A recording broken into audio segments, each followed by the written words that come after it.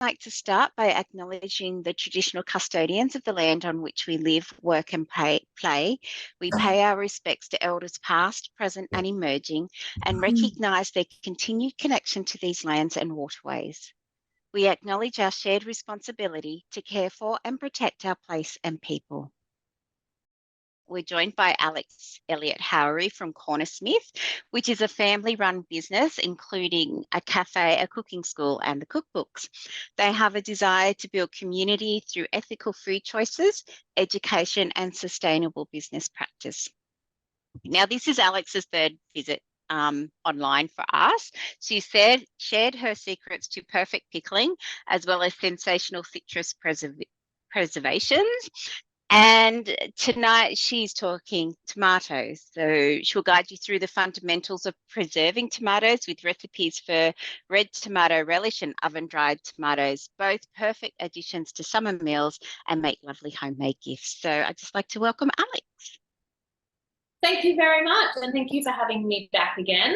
I'm sure a lot of you have done some of my previous workshops, but for those of you who haven't, my husband James and I own Cornersmith, and like it was mentioned, we have a cafe, I have a cooking school, I've written 4 cookbooks, which is unbelievable, and make a whole lot of pickles and preserves as well.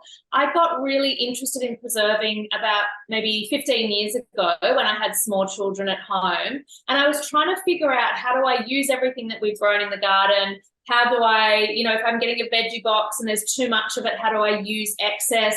And I got really sick of watching things in my fruit bowl or my veggie crisper deteriorate and me not quite know what to do with them. So I looked to cooks from, previous times, and from cooks from all different cultures, and from times where there was rations and times when there was economic issues, and realized that every single culture preserves. And the reason that they preserve is because there is a real value on food. So you would never throw something in the bin that could be eaten or could be turned into something else. Now, the issue with preservation is that it feels now that it's this big, hard thing to do, and that we don't have the skills, or we're a bit scared, or it was something kind of that your grandmother did and you didn't quite pay attention to it, or it's going to be, it's going to take up too much time. So what I've spent the last, 10 years while I've been running Cornersmith doing is trying to make preserving make sense in 2023 in our busy urban kitchens and lives. So preserving is excellent for gardeners, and that's when you're trying to deal with the bulk of something, but it's also an amazing skill to have in the kitchen for people who just have, 5 or 6 tomatoes that they know they're not going to get to, or that they bought with high hopes of making, passata and haven't, and the tomatoes are deteriorating quickly. So I want you to feel like you don't have to be someone that's going to make 20 bottles of something. It is also very worthwhile making 1 or 2 jars of something, and then using those jars in your meals or giving them away as gifts as well. So I hope that for, all sorts of people, you get both ideas there. So my kitchen is a busy kitchen, but really for my preserving, the 2 times of year that I'm particularly busy is citrus time and also to the tomato time. So they're very, very seasonal ingredients, as you know, and when they're on, and that's when we need to start bottling them. What I don't want you to do is buy really shitty tomatoes. Sorry, I don't know if I'm allowed to swear Central Coast Library, but buying really average tomatoes all year round because they taste like nothing. It's almost a waste of money. It's like eating a hard bit of dust. So when the tomatoes are good, that's when I want you guys to start preserving. And when I say good, I mean full of flavor. I don't care if they're starting to wrinkle or they've been hanging around for too long. I mean flavor when I mean good as well. So tomato preservation is a really important time. There's lots of histories around tomato preserving. I teach things in like how to can your own tomatoes, how to make homemade passata, how to make ketchup. But the 2 recipes we've chosen today are more condiment-based recipes. So I'm going to teach you how to do a tomato relish. And I also want to teach you how to oven dry tomatoes. So it's a great way to make a very dense, flavorful, umami condiment or ingredient that then you can use in your kitchen as well. And every time I give these for Christmas, everyone is beside themselves. They just ask me for more and more every year. I've been making them for about 10 years and I'm not allowed to give anything else. So Christmas is coming, so you can get cracking. So the first thing to understand when you're preserving, and especially with tomatoes, is what we're trying to do is to stop the growth of mold. And we're trying to make sure that those tomatoes are lasting for a longer period of time. So to inhibit the growth of bacteria and molds, we need to use preserving agents. And for home cooks, you've got all those ingredients already in your pantry. So that is vinegar, sugar, alcohol, oil, and salt. And any of those ingredients in very high quantities means that the environment inside the jar becomes quite hostile and bacteria doesn't want to live there anymore. So that's the first step, is making sure you've got enough preserving agent going on. The second step is to make sure that the heat is very high, because bacteria does not like high temperatures. And we also want to make sure that inside that jar there is no oxygen, because bacteria and mold need oxygen to grow. So if you've covered all those things, have I used enough preserving ingredients? Has the temperature come up really high? Is the jar oxygen free? You can pop that in the pantry and you can forget about it. I am meant to tell you 2 years, but I just want you to know it's probably more like about 20 years. Things last and last and last if they are preserved well. So feel free to, drag out old things that have been there for a long time and check them out as well. Today, I will cover the kind of vinegar to use. We'll talk about sugars, we'll talk about jars, and I'll teach you how to heat seal your products so that they can go into the pantry, and you can feel rest assured that you're not going to poison anyone with your Christmas gifts this year. So, chutney making, and you guys have a recipe in front of you. Most of the recipes that I write in all of my books are adaptable, which means that if I was doing let's just say apple chutney, you could interchange that with a pear, you could interchange that with pumpkin. If you had like a bit of rhubarb and a bit of apple, you could put that in there. I want you to really feel like you can use the ingredients that you've got, that you can use these recipes all year round, not just depending on the seasons as well. But for tomatoes, there's a few little things that I think are really important to understand when you're making chutney. So a tomato chutney or a tomato relish, you can go in two different directions. The way that I like to go is it's got a more modern flavour profile. So some of the old-fashioned chutneys are very sweet. They're very spiced. They often have sultanas in them as well. And you're tasting them going, that's delicious with cheese or with meat, but I'm not entirely sure what the produce was. Like, is it apple? Is it tomato? Is it pumpkin? I don't know. It's just really yummy. For this recipe, I want the tomatoes to stay really light and really red and really fresh, so it feels like we're, celebrating the season in some ways. So for all chutneys and relishes, generally you start with some kind of base. So I think you guys can see in the one of the screens that you can see inside my pot. So I've just been sauteing onions. What I want them to do is be not too caramelized, sort of, they can be slightly going brown, but we're just looking for them to get soft and translucent. And then we start building flavor from there. Now you will notice as I go through this recipe that I'm making adjustments along the way. And that is because I am in a phase of my life where I am using up what I have and I am not running to the shops to buy new things. So I will talk you through how to make changes, especially when it comes to flavor, because I know that we all have spice cabinets full of, spices we bought for an ottolenghi salad that we've never used again. So I really, really want you to pull out the spice drawer and start using up what you've got, not just run to the shop every time you need something. And the way to interchange ingredients is to think about what it's bringing to a dish. So if it calls for a clove and you don't have a clove, think about a clove. It's kind of warm, it's a little bit spiced. So you could do pepper, you could do allspice, you could do cinnamon. So I want you to think about what flavor you're trying to bring there. So the onions are in. On my recipe, it says ginger. I didn't have any ginger. I've only got ground ginger. So I'm going to chuck in some garlic, which will change the flavour. But I've got ground ginger, so we'll get that tang from that. This recipe is the most delicious with fresh ginger, so if you do have it, please use it. So I'm just going to saute that. Now then, most chutneys have some kind of mustard flavour in there as well.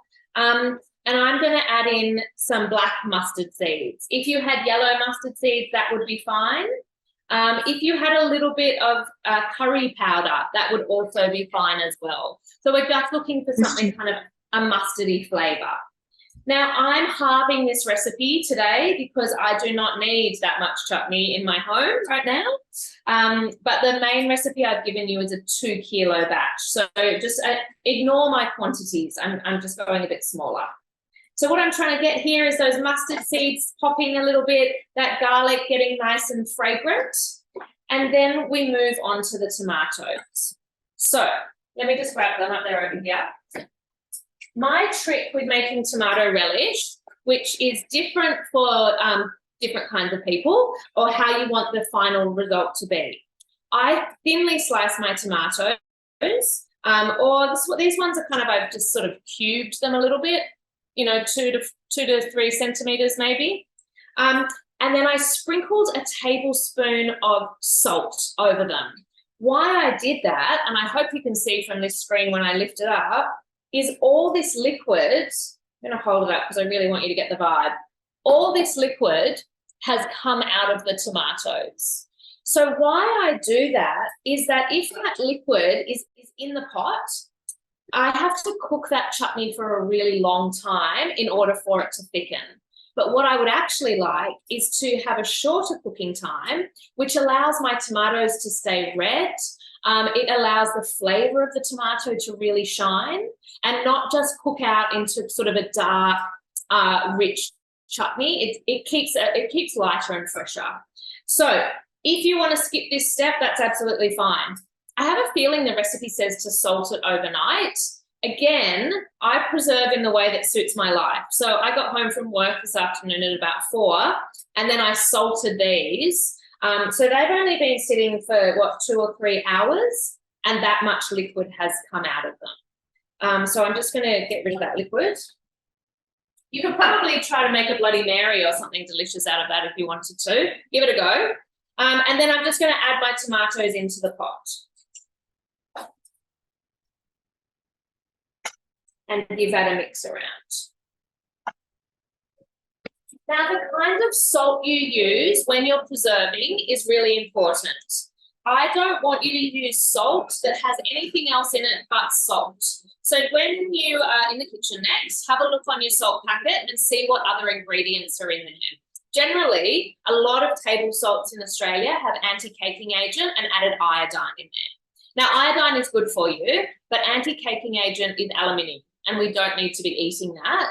In a preserving kind of sense, any additives in salt can change the clarity and darken your final product. So especially important with pickling, but even for chutney making, I much prefer to use a salt that is just salt. Now, I don't mind if it's sea or river or lake. I just want it to be salt. And you don't need to buy pink Murray River flakes. You will go bankrupt. Just buy salt that's affordable, that has nothing else in it but salt. And ideally try and buy an Aussie salt, because we've got lots of producers here that need our support. So the tomatoes are in, the onion base is in, the mustard seeds are in. And then we need to think about building flavour a little bit further as well. So I think in my recipe there's cumin and coriander and cinnamon and a whole lot of spices. I bought this 7 spices mix at a Lebanese store not that long ago that I seem to not be using up. But when I smell it, it has all those nice warm flavours. So I'm going to use that as my flavour base. Follow my recipe if you want to, but I want you to understand that flexibility is absolutely fine when you're preserving. You've just got to know why it's going in. So this is kind of warm and spiced. So I'm going to do 2 of those. And I'm definitely going to add in some ground ginger because I missed the fresh ginger. So I'll do 2 of those so it's nice and gingery. So that's our flavor, and that's our flavor base. Taste things, you know, as you're going, see if the vibe is right. If you wanted to make it spicy, you could add fresh chili, or you could add chili flakes or a bit of cayenne pepper. You can really make these recipes your own. So that is smelling very good and looking very good. So now I want to talk to you about the preserving agents. So like I said at the beginning, it's the preserving agents that stop the growth of bacteria. So the first most important ingredient in preservation is vinegar. Now, I am, again, a big believer of using what you have access to, what you can afford, and anything on a bigger scale, so we're not buying lots of little containers. This is a Cornwell's brand. I'm not sponsored by them, I promise. But basically, it is the most accessible, affordable vinegar around. And you can buy it at the supermarket. It's not the very best vinegar. When we preserve at Cornersmith, we use a different vinegar. It's called Lyra vinegar, and it's from Queensland, but it's quite hard to come by. And it's it's got a really lovely flavour. Just remember, we are adding lots of spices, we're adding sugar, we're adding salt, we've got beautiful fruits in there as well. So I'm more than happy for you guys to use Cornwall vinegar for your home preserving. The good thing about this vinegar is that I can guarantee it is 5% acidity. And 5% acidity is really important for your vinegar. So if you're making vinegar, if you've got, you know, someone's given you a, I don't know, quince vinegar that they've bought at a market somewhere, it might only be 2 or 3% acidity, and that's not enough to preserve for a long period of time. So choose a more mainstream vinegar for preservation, or if you're making it, you're going to have to go out and get some litmus paper and be a bit of a scientist as well. Now, your recipe says red wine vinegar. I don't have any red wine vinegar, and I'm refusing to go to the shops because my pantry is very full. So I'm going for apple cider vinegar today. This will mean that my tomato chutney is lighter in colour, but that's about it. The red wine vinegar will give it a bit more earthiness and a bit of a deeper flavour profile. This will give it a bit more of a fruity flavour. If you have white wine vinegar, please use it up. The only vinegar you're not allowed to use in my kitchen or in my tutelage is white vinegar. That is for cleaning your toilet. That is not for cooking. So white wine vinegar, red wine vinegar, apple cider vinegar would be my vinegars of choice, especially for preserving tomatoes. So I'm going to add in my apple cider vinegar. And remember, again, I'm halving that recipe. Oh, I wish there was like a smellogram on this because it smells very good. And then I'm also going to add in my sugar as well. Now, sugar is a bit of a dirty word at the moment, and everyone wants to be sugar-free. My feeling about it is that we should be making lovely cakes at home. We should be making homemade jam. We should be making chutney. We should be enjoying eating and making gifts. And the movement needs to be, I quit processed foods. Adding a cup of sugar to a pot of chutney that then makes 6 jars and gets distributed over different people or for 6 months, it doesn't really, the sugars don't really, it's not like drinking a can of Coke.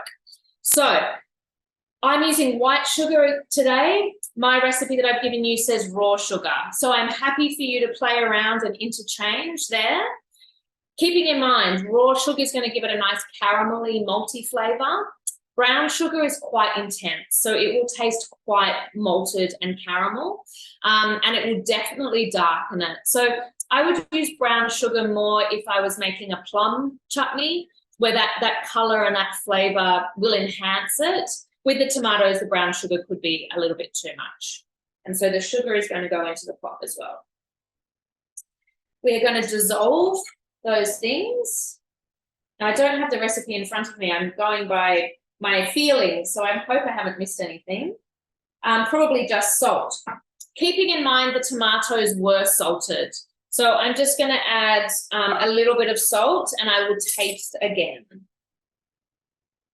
With the oil that I sauteed the onions in, I kind of want that to be a not too flavoursome oil. So don't do your big, robust, extra virgin olive oil. Also, it's expensive, so this doesn't need it. So I would do, I've been using grapeseed oil quite a lot. You could use a good quality sunflower or vegetable oil, something more neutral. And I would just stay away from coconut oil for preserving because it congeals in the jar. So I'm just looking on the screen, but that looks good. I've possibly added a little bit too much of my 7 spices, but we'll see. I'll have a taste of it, and then I'll show you how to rectify if you've been too heavy-handed. So what I can also see that's happening here, you can see how I've only got a small amount in quite a big pot. What happens when people are preserving is that they try to get out their biggest pots and make a really big batch, which is often a stock pot.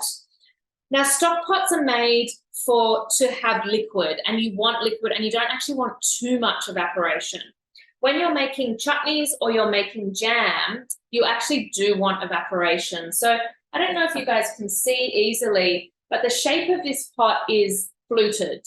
And the reason for that is it sits evenly over the heat, so that's even distribution of heat. It opens up like that, which allows for really good evaporation, which means that my chutney isn't going to have to cook for a really, really long time. If you are a jam maker, and I'm sure we have some jam making friends out there, and you're having trouble with your jams, it's probably the pot.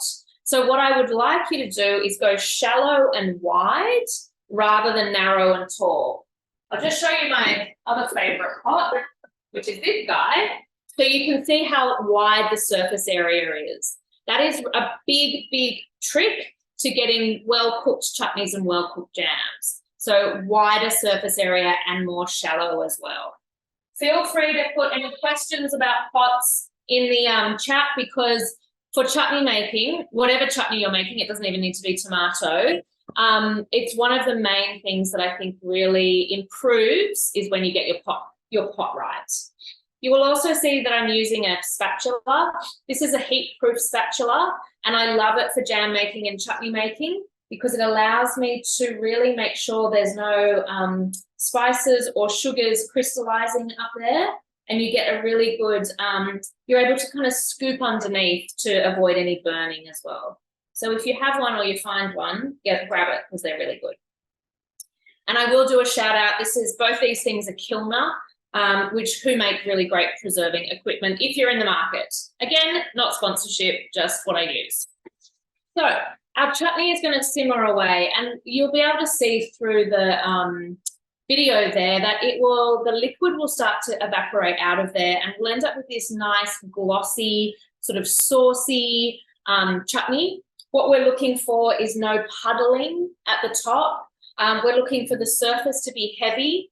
And really the way I tell is that with the bubbles, they stop bubbling on the top and the whole thing starts to boil. So it's almost like, I'm going to say boiling mud. I don't know if that makes sense, but it's like there's little holes going down inside the chutney. And that's a really good sign that enough liquid has evaporated. And so now the whole chutney is starting to boil as well. So we're just going to keep our eye on that.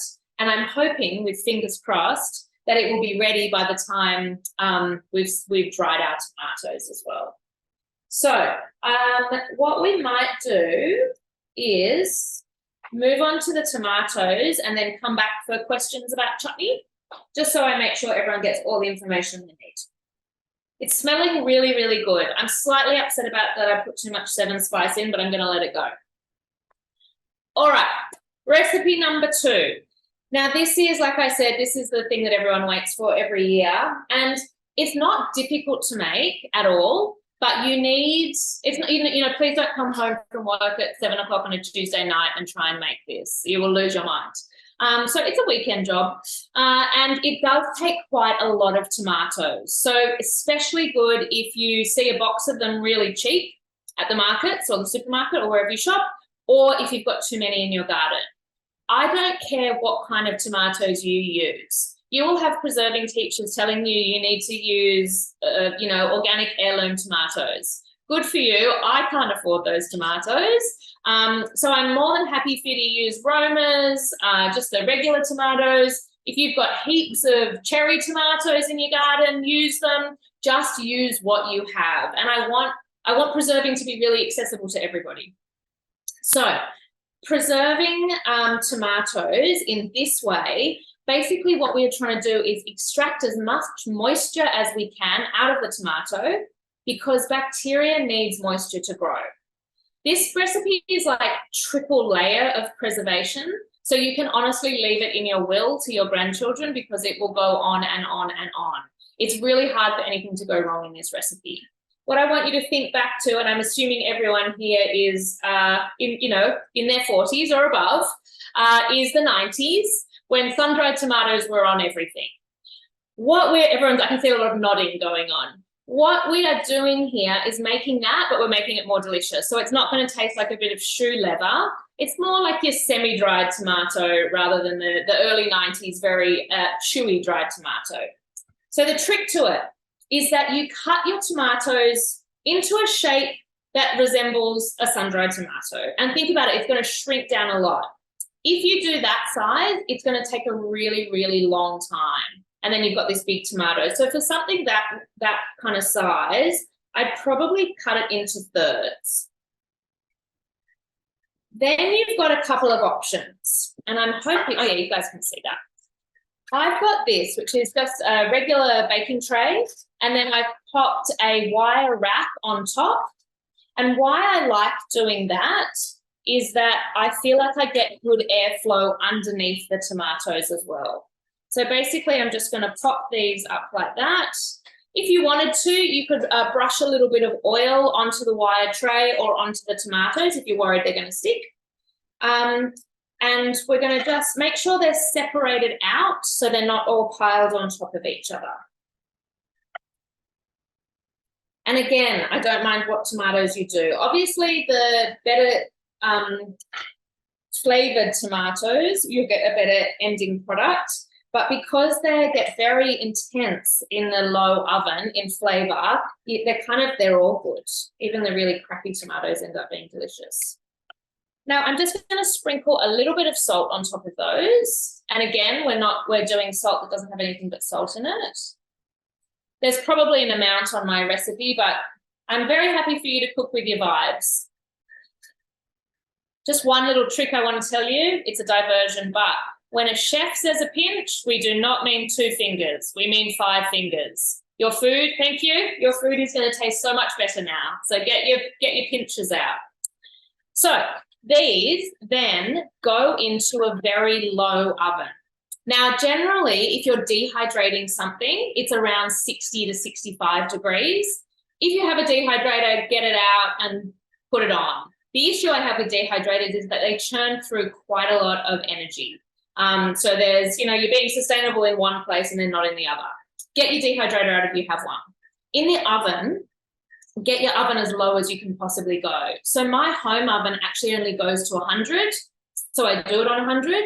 If you feel like your oven is too hot, I want you to chop open the door, stick something like a wooden spoon in there. So it just gets a little bit of airflow in there as well.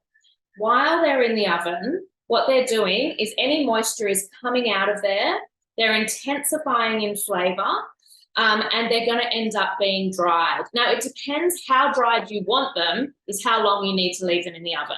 So I'm just going to show you some that I've got in the oven. I've got a few in various stages. And these, because I didn't chop open my oven door, I wonder if I'll show you. Oh, they're actually quite dry already. They've been on, hoping you guys can see those. They've been on since about 4:30 and it's now 7:30. So just for 3 hours. And that's actually on 120, which is a little bit too high. So that's why they're getting a slight brown at the edge. Absolutely fine. They're kind of good to go.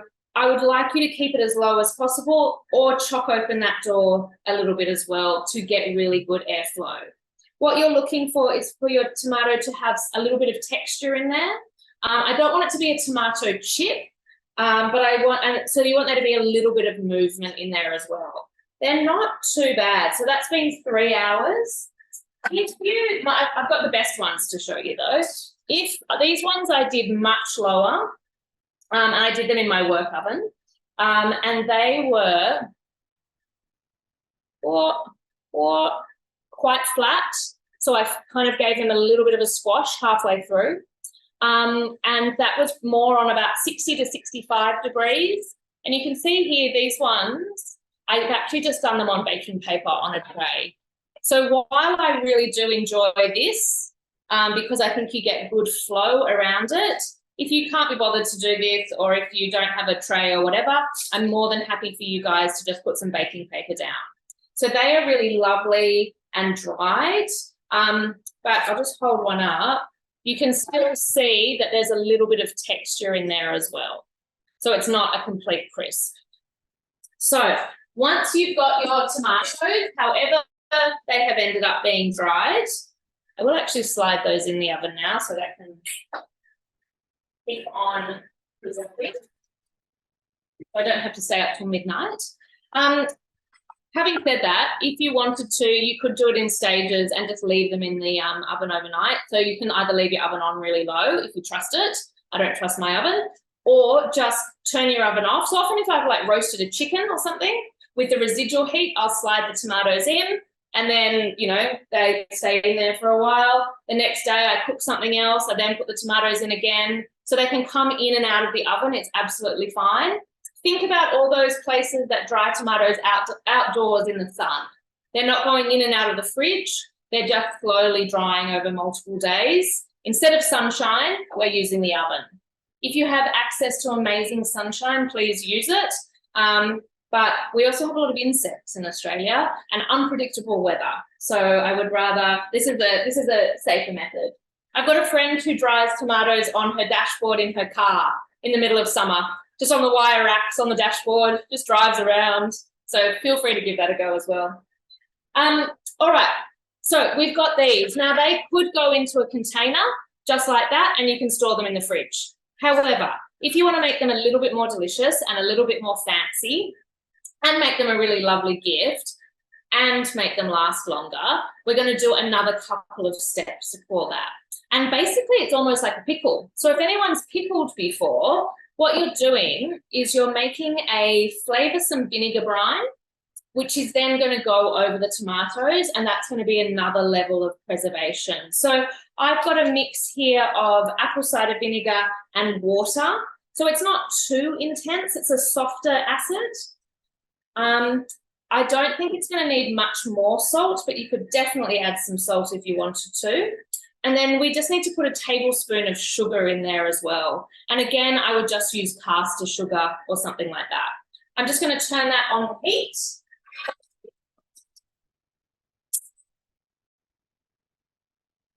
That will dissolve the sugar. That will also just bring everything up to the boil, because again, heat kills bacteria. What you then do, and I choose quite small jars for these, mainly because that's a nice size gift to give people, is you think about how you want to flavour it. I am a big fan of bay leaves. I know some people think they taste like nothing, but I love that earthy kind of forest floor kind of smell. So a bay leaf or two in the jar would be really nice. I'd be happy for you to do some chili flakes. I've got some peppercorns here. I actually found this old chili in the fridge when I was getting ready for the class. So if you wanted to, you could do a couple of slices of red chili in there too. A little sprig of rosemary would be nice. I'm happy for you to do whatever you want. You could do some slices of garlic. Experiment and do whatever you feel is going to be a good flavour. I'm then going to pack them into the jar. Now, they look good no matter what. If you want to kind of show off a bit, you can do some inside and some outside and some upside down. And you can see here that we're getting a lot into quite a small jar. But remember, they're so full of flavour that you don't actually need a lot of them in a meal, in a dish. All right, so I'm packing those in. And they're looking very nice. We'll see if I'll get, I think I'm only going to get through the one. So what happens now? Once the vinegar brine comes up to the boil, I'll just hold that up a bit closer so you guys can see how nice that looks. How's that light? Not great. Oh, they look very nice in my eyes. I'm sorry that's a bit dark there. They look like something you'd buy at a very expensive delicatessen. We are then going to cover them with the vinegar brine. And what that's doing is making them last for a lot longer. From there, you make a decision. I always like to top it with a little bit of oil. And the reason for that, there's two things. One is that oil stops oxygen. So it's another, again, you've dried them, they're in the pickling brine, and then they've got that top layer of oil on top. It is a really nice way also to get extra flavour. So once you're pulling them out, they come out of the brine through the oil, and it gives them a nice glossiness as well. If you wanted to, you could completely cover them in oil. I'm happy for you to do that as well. Having said that, Australian summers are very, very hot, so I don't want you to leave something out that is just oil. I can't guarantee how long that will last. Whereas the vinegar brine, it brings acidity into the jar, and tomatoes are very low acid, which is going to make sure that it stays safer to eat for whether you leave it in the fridge or out of the fridge. So I'm going to just pour, that doesn't need to be boiling, it just needs to be warm. I'm going to pour my vinegar brine on top.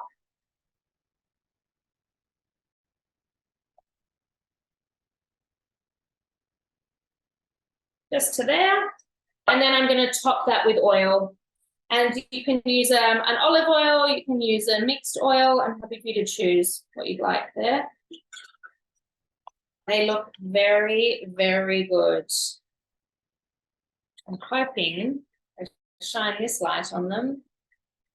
Oh, can you see, are they looking good there? Pull them back there. It's suddenly got a bit dark in my house.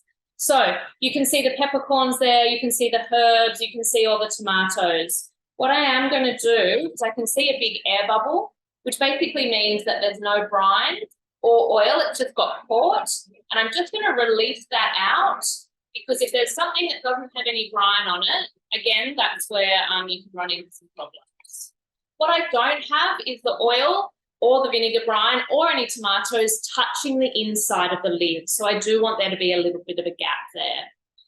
These are so preserved. I'm happy for you to leave them in the pantry, out of the pantry. I don't really mind what you do with them. If you're a nervous Nelly, keep them in the fridge. If you're a bit more of a loose goose, you can pop them into the pantry and they'll be absolutely fine. What I do want to cover now, though, is jar sterilisation, because the reason why they're fine is those jars are sterilised. So I haven't just pulled an old jar out of the drawer. I have sterilised them as well. If I was making that for home, I would honestly just pull an old jar out of the drawer, or I would put it into a Tupperware container and I would just store it in the fridge. So if you don't want to go through all the palaver of sterilisation, I'm more than happy for you to store stuff in the fridge, but this is an extra barrier. It does say this on your recipes, but I want to say it into your eyes. I'm happy for you to use secondhand jars. You do not need to go out and buy new jars. So please save your jam jars or your, I don't even know what came in that. These are all our Cornersmith products. I don't even bother taking the labels off. I just give them a wash. You can run them through the dishwasher or just wash them in the sink. And then I want you to slide them into the oven. I then turn the oven on to about 100 degrees. And what happens while they're in there is that the heat of the oven is completely drying them, because there can't be any water in there. Bacteria can live in water. And it is also bringing it up to a temperature where no bacteria wants to thrive. So we're drying them and we're making them really hot. You then bring them out of the oven. If you're doing something like the sun-dried tomatoes, it's called a cold pack. So I want you to let them cool down before you start putting the cool tomatoes in. For your chutneys or your jams, what I would like you to do is put the hot chutney into the hot jar. And the reason for that is that different temperatures, if they come together, two extreme temperatures, the glass can shatter. So I just really want you to make sure that a hot pack is your chutneys and your jams, a cool pack is your pickling or your dried tomatoes. And all that means is that your sterilised jars have either come straight out of the oven or they've come out of the oven and then you've allowed them to cool. Now with the lids, all lids have an acid-proof coating now, and it's I prefer that not to go into the oven. So while your jars are sterilising the oven, and it's probably 10 to 15 minutes, let's say, pull it out, have a look, see if they're dry. If they're not, push them back in. But for your lids, I'm going to give you 3 different methods and you choose your personality. If you are a rule follower and you're anxious about preserving, I want you to, and this is what you learned when you went to Cornersmith to learn. You boil that for 5 minutes in a saucepan with boiling water. And then you get it out with tongs and you pop it onto a cake rack and you let it air dry. So basically you're not really ever touching it particularly. That is the very safest method, and that is what Cornersmith taught you. If you are, just kind of preserving and doing other stuff at home, I'm happy for you to pop your lids into a bowl, pour the boiling kettle on top, give them a bit of a swish around, and then dry them with a clean paper towel or a clean tea towel, not a tissue from your back pocket. It's just kind of more common sense. So that's your second method. And if you are a loose goose, or if you're with Alex and you're preserving at home, you are getting the jar out of the drawer, you're making sure it's okay, and you're putting it on top. The reason I am allowed to do this is that most problems do not come from the sterilisation of products, of jars and lids. It comes from your jars not being sealed correctly. So oxygen is the main thing that makes mold grow. So I want you to make sure things are clean, and I want you to use your common sense, but I don't want you to obsess over it, and I don't want you to not preserve because you're afraid of sterilisation. That seems to be the main thing that people are like, it's too hard, but it's not hard. And if it feels like it's too much, just make 1 or 2 jars in clean jars and keep them in the fridge, and just don't worry about it. It's still like you're doing baby steps. So these jars have been sterilised, so that's really nice and clean, and I will pop that into the pantry. For your sun-dried tomatoes, some recipes of how to use these. Absolutely delicious on a toasty. And look, there was something that was really amazing about all those focaccias with roasted vegetables and sun-dried tomatoes on it. So help me bring those back.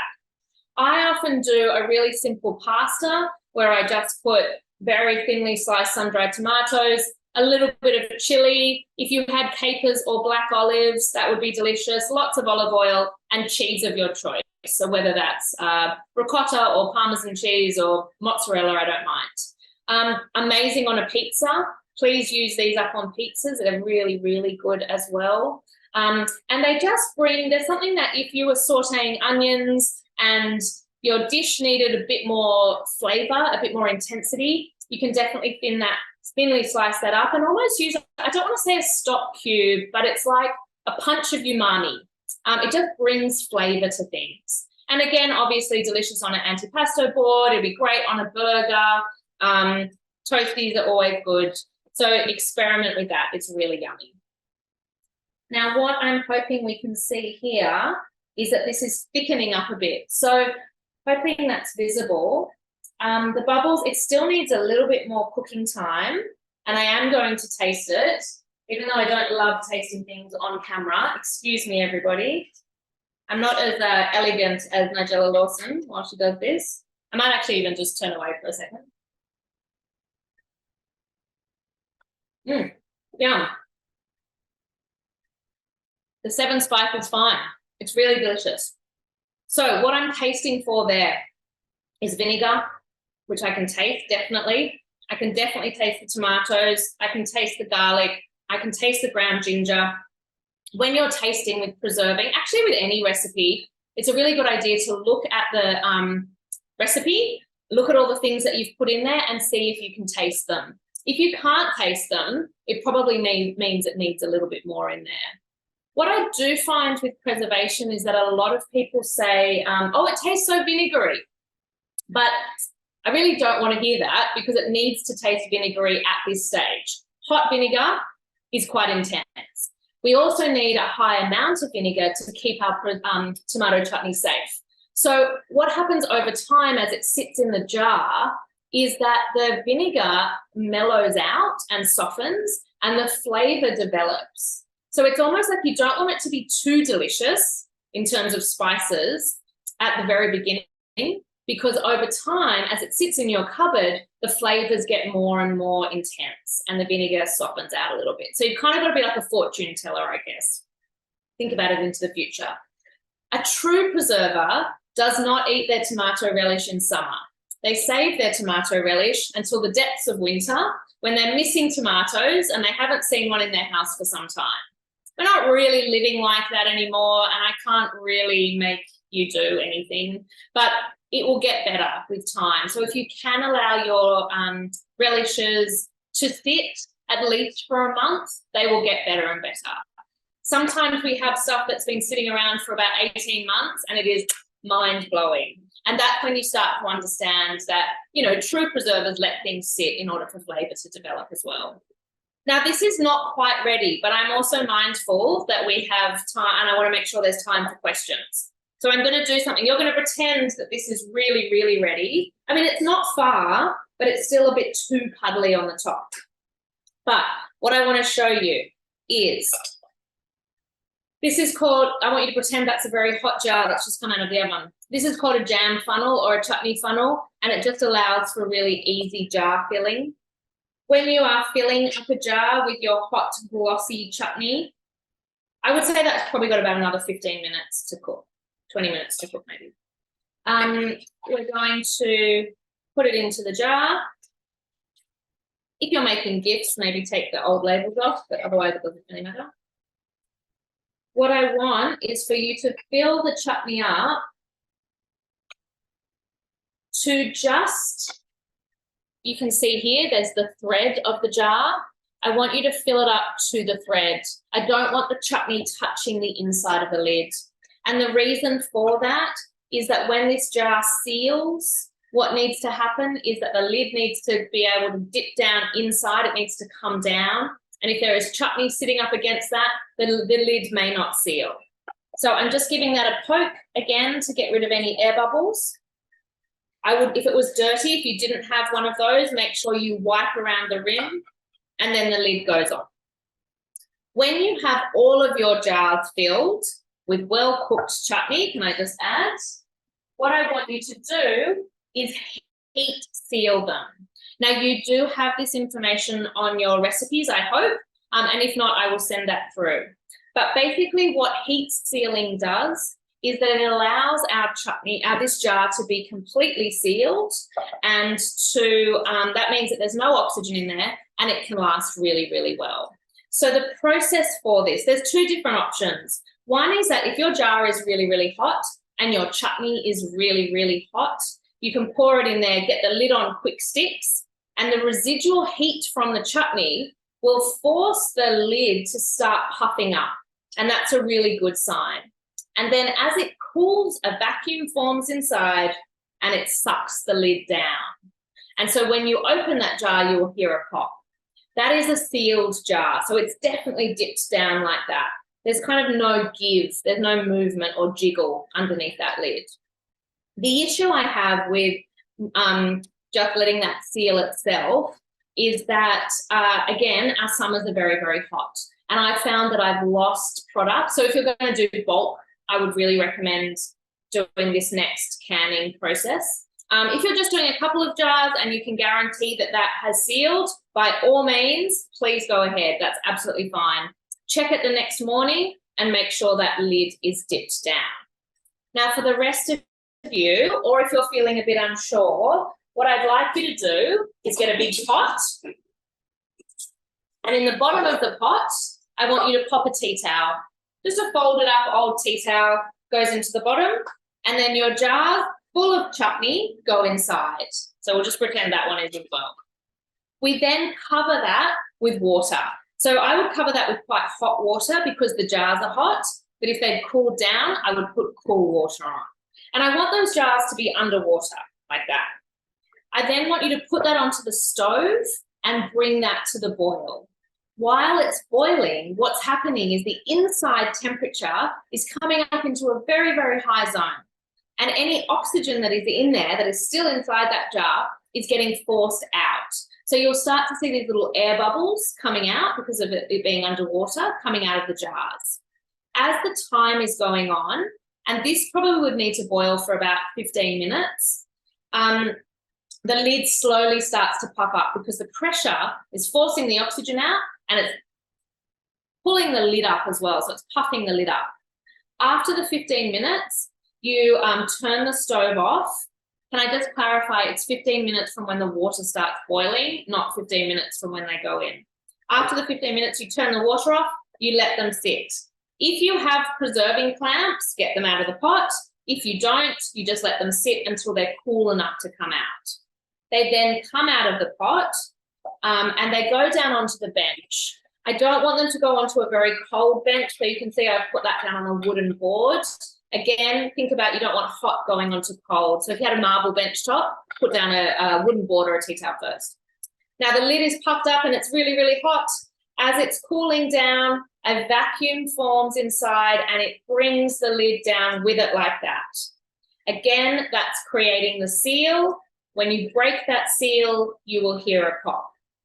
If your jar is definitely sealed and the lid is tucked down like that, I'm happy for you to pop that into the pantry and to forget about it. It can take 12 hours for that seal to happen, so please don't feel like it hasn't happened straight away, there's something wrong. Now, if you're doing 4 jars and one of them doesn't seal, it doesn't mean it's poisonous or there's anything wrong. It just means that jar needs to go into the fridge because it hasn't sealed, and the rest can go into the pantry. This has a lot of vinegar in it, and it has sugar, and it has salt. I would say in the fridge, it's going to last for at least 6 months. So don't feel like I've got to eat it in 2 weeks. Things last really well. The other thing to keep in mind is that when you're a preserver, you feel quite differently about use-by dates, because I'm telling you all these timeframes, but honestly, I am making them up so that you have something to go by. What you need to know is that if you feel like it's off, it's probably off. But time is not the issue. So I really want you to just like trust your senses. Sorry, I'm going to do a little senses meditation here. You are going to look at it. If it looks good, investigate further. And this one sounds crazy, but it's true. I want you to listen to your tomato chutney. If you can hear it, it is not a good sign. You want your sauerkraut and your kombucha to have a little fizz or a light, a bit of life going on. You do not want your tomato chutney to make any noise whatsoever. You do want to hear the pop of the jar, that's it. You're then going to look inside your chutney. If that's looking like chutney and it's been there for 5 years, it's probably still fine. If you open it and a smell comes out of there and there's nothing that compels you to eat it, listen to that sense. If it's just like a kind of vinegary, slightly sulfury flavour or scent, just let it air a little bit and then have another smell. It will get darker over time. But just because it's been there for 3 years, it doesn't mean there is anything wrong with it. If I cannot tell you to eat mold, if there is white mold on top, I, Alex Elliott-Howery, will scrape that off and carry on. Don't eat black mold, don't eat pink mold, when in doubt. But we have a big food waste problem, and part of the reason for it is that people don't understand food. And they're scared of time, and the industrialized food system has made us very, very afraid. It's something that we all need to work on, and I hope that the big giant supermarkets and everything get on board. I know in England they're taking best before off milk because they want people to use their nose instead. So it's a little bit like that. It is really hard to poison someone with pickles, I promise. I mean, not that I've tried, but I promise it is really hard. There is a lot of vinegar, there is a lot of sugar, there is a lot of acid. So what I hope makes sense from this, and we've covered a lot in a short period of time, is that preserving is very easy to do. There's a few fundamentals that you need. Basically, a chutney is a chutney is a chutney. If you learn how to dehydrate something, you can dehydrate a tomato, or you can dehydrate herbs, or you can dehydrate fruit. It's all very similar skills. You just need to know where to put it, basically.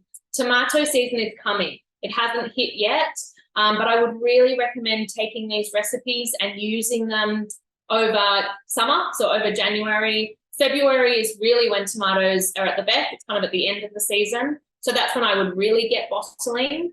But everything is so crazy right now when it comes to seasonality that I think it's more about availability than seasonality. So the next time you are at the supermarket and there is lots of tomatoes at the front, they're telling you, please buy me. There's lots of tomatoes around. Tomato farmers need us. That's when you're going to grab tomatoes, and that's when you're going to give chutneys and sun-dried tomatoes a shot. Now, we have 5 minutes probably for questions. I hope that was a lot of information, but I hope that it all has sunk in somewhere and you've been scrambly writing notes down as well. Oh, that's amazing. That's really good. Thank you. I put this question in the chat is, can you use an air fryer for the dried tomatoes? Don't have one, never used one, but my teenagers want me to get one. So I think someone else might know better around that for me than me. Does it dry things? I think my one says I haven't used it that much, but you can tell Maybe I won't buy one. I do use it, but I use it for more quick and easy kind of stuff. Yeah. But What's the temperature of an air fryer? When it's just on the typical setting my one has is about 200 degrees. So it needs to be it needs to be a lot lower. Yeah. So I'll check that out and see if that's the case. Donna has asked how long you leave the jars in the oven for when you're sterilizing. Oh, sure, 10 to 15 minutes, just until they're hot and dry. And it's about 100, 120 degrees, not too hot, or the glass can get a bit brittle. Okay. Could you preserve a tomato passata or a pumpkin soup the same way using hot jars in boiling water after bottling? So, good question. And perhaps we should have me back for canning your own passata and making your own canned tomatoes. The difference is there is no preserving agents in those recipes. So in order to just boil that for 10 or 15 minutes, that's because there's enough vinegar and sugar in there as well. So if there is none of those ingredients or very small amounts of those ingredients in there, you're going to need to boil them for an hour. And be very mindful, pumpkin is so low acid that things can go wrong. If you want to, if this is like where you feel like you want to go, I would invest in a commercial canner. They're called a pressure canner. And that brings temperatures up above 100 degrees. So when you're just boiling domestically, it doesn't get up to 100 degrees, but that pressure canner will take you into much higher temperatures. So things like pumpkin, or if you wanted to do your own baked beans, or if you wanted to preserve stock, it's sort of a different thing that we're covering here, but that's when you need a pressure canner. But the tomato passata, yes, you can, but you need to boil it for 1 hour. Beautiful. Chutney, how much dried ginger did you substitute for the fresh ginger tonight? I'm a terrible cook. I just cook with my eyes. I think I did 2 teaspoons, and it is not super gingery. So I would probably interchange that for a tablespoon instead. What I want you to do, though, is taste. So, add in 2 teaspoons, have a little taste of it, see if you can taste the ginger. You can always add more as well. If you were preserving cherry tomatoes, would you just halve them or leave them whole? For the drying? Yes, probably. Yeah. It doesn't really matter. I'd probably leave them whole because, honestly, I cook a lot, but I'm quite a lazy cook, and that seems like a lot of work to me. I'd probably leave them whole. Yum. And I would tend with the cherry tomatoes to actually not let them go too far, so there's a bit of juiciness still in there as well, and that would be very delicious through some pasta. You've inspired me. I'm going to do that. And with that one, do you also boil them in the water like you did for the chutneys, or are they good to go without doing that? Because we've got, like I said, we've dried the tomatoes, then we've got the vinegar brine, and then we've got the oil. It's not really necessary. Having said that, if you wanted to do really big batches of it, and your house gets hot in the summer, I would recommend doing it, and it's just 10 minutes for this size jar, for a smaller size jar. Yeah, yep. Worries. Is there any more questions? Anybody got any more questions? Have I answered all the questions? I think we're right on time. So, Donna's saying thank you. No problem. I really hope this starts getting people, I don't know, just, either for preservers, sometimes it just gives you a few extra tips. And for new preservers, I just want it to seem really easy and manageable. And I truly think that if we all start preserving a little bit, it stops you wasting food. And that is our big, colossal issue that we all have to face. And you get really delicious things out of it as well. So I think it's a two-way thing here. Is that we're saving money, we're saving the planet, and we're feeding ourselves and our friends really well. So that is my mission. I just want everyone to stop throwing food away and think about another way to use it. Sounds like a great mission. We've got a question that's come in here, and I've got to find it before it disappears with everyone saying thank you. Can you just store the dried tomatoes without any liquid?